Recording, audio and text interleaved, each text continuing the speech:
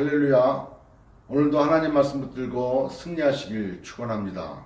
오늘 말씀은 신명기 5장 22절에서 33절까지의 말씀입니다. 오늘 말씀은 이스라엘 백성들이 호렙산에서 하나님 임재 가운데 십계명을 들었던 그때를 얘기하면서 어떤 결단을 촉구하는 내용이 포함이 되어 있습니다. 하나님이 그때 나타나셨을 때 그때 표현되기를 불 가운데 구름 가운데 흑암 가운데 큰 음성으로 이렇게 표현하고 있죠.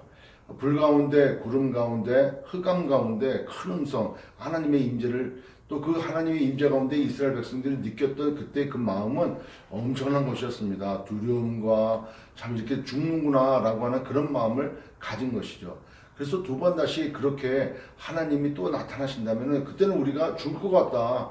그러니까 당신 모세가 중간에 서가지고 하나님의 말씀을 우리한테 전해라, 전달해달라, 이렇게 당신이 중간에 있어달라고 하는 그런 부탁을 할 때 그 말을 하나님이 들으시고 옳게 여기셨어요. 오늘 28절 9절에 보면은 여호와께서 너희가 내게 말할 때 너희가 말하는 소리를 들으신지라. 여호와께서 내게 이르시되 이 백성이 내게 말하는 그 말 소리를 내가 들은즉 그 말이 다 옳도다. 다만 그들이 항상 이 같은 마음을 품어 나를 경외하며 내 모든 명령을 지켜서 그들과 그 자손이 영원히 복받기를 원하노라. 하나님을 경외하는 마음, 그렇게 하나님을 두려워하는 마음, 그 하나님의 임재 가운데 쉽게 함부로 할 수 없는 그런 마음들, 그 하나님을 경외하는 마음을 품으라는 거. 어떻게? 항상 품으라는 거예요. 29절에 그들이 항상 이 같은 마음을 품어 나를 경외하며 내 모든 명령을 지키면 그들이 복을 받을 것이다. 마지막 33절에도 너희 하나님 여호와께서 너희에게 명령하신 모든 도를 행하라. 그리하면 너희가 살 것이요 복이 너희에게 있을 것이며 너희가 차지한 땅에서 너희 날이 길리라. 오늘 말씀에 저는 이런 말씀 같이 나누고 싶습니다. 항상 이 같은 마음을 품어.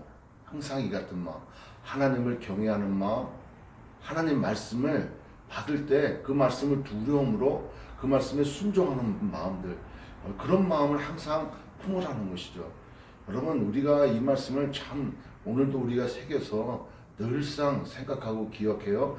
그렇게 행하는 저와 여러분 되시길 축원합니다. 우리는 작심삼일이라는 말 이렇게 쓰지 않습니까? 작심삼일. 즉 결단하면은 3일 지나면 또 흐트러져 버려서 3일도 못 간다라고 하는 그런 말 아닙니까? 우리의 삶 가운데 그렇잖아요. 늘상 하는 얘기가 매년 1월 초에 되면은 성경을 올해는 꼭 한독해야지 라고 시작하다가 얼마 못 가서 흐지부지 되고 다시 마음 추려서 또 시작하다 보면은 또 흐지부지 되고 결국에는 뭐 한 달, 두 달 지나다 보면은 내가 언제, 에이 그래 여름부터 해야지, 내년부터 해야지, 이렇게 미루지 않습니까? 여러분, 그것 또한 우리가 하나님 앞에 죄 짓는 거라고 생각할 수도 있습니다.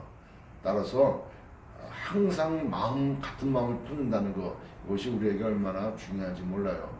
사람들과의 관계에 있어서도 그렇고 교회에서의 생활도 그렇고 또 세상에 나가서 세상 사람들과의 또 관계에 있어서도 그렇습니다.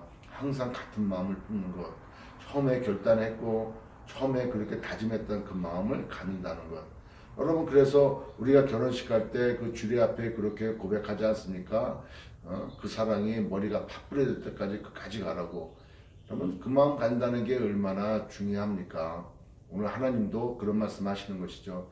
이스라엘 백성들이 하나님 앞에 가졌던 그런 하나님을 경외하는 마음, 두려워하는 마음, 또 하나님의 말씀을 꼭 지켜 행할 것이라고 하는 그 결단의 마음, 그것을 끝까지 항상 품고 가지고 있으라고 하는 것이죠.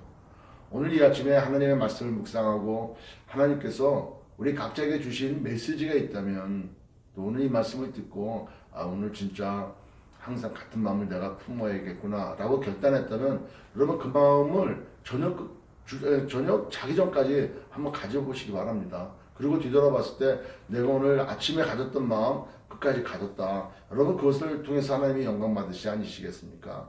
그것을 우리는 하나님을 경외한다라고 또 표현하지 않습니까? 그럴 때 우리의 삶을 하나님께서 형통케 해주신다는 것이죠. 복이 임하게 해주신다는 거죠. 꼭 복받는 것뿐만이 아니라 우리가 하나님의 자녀이기 때문에 그런 하나님의 자녀를 하나님께서는 얼마나 기뻐하시겠냐는 것이죠. 오늘 그렇게 항상 같은 마음을 품으시고 승리하시는 저와 여러분 되시길 축원합니다. 기도하겠습니다. 전능하신 하나님, 우리의 마음이 항상 같은 마음을 품을 수 있도록 하나님을 경외하고 하나님을 사랑하고 하나님을 기쁘시게 해드리려고 하는 그런 마음, 그리하여 하나님의 말씀을 따라 순종하고 그 말씀 따라서 오늘도 살아가리라 다짐하고 그렇게 행할 수 있는 저희들 될 수 있도록 도와주시고 또 그렇게 하여 하나님 앞에 영광 돌리는 저희들 삶 되게 하여 주옵소서. 우리 정말 성도들 중에 힘들고 어려운 가운데 있는 분들 하나님 오늘도 안보해 주시고 오늘도 승리 가운데 있기를 원합니다. 그렇게 이루실 주님을 찬양하고 감사하신 예수님의 이름으로 기도드립니다. 아멘.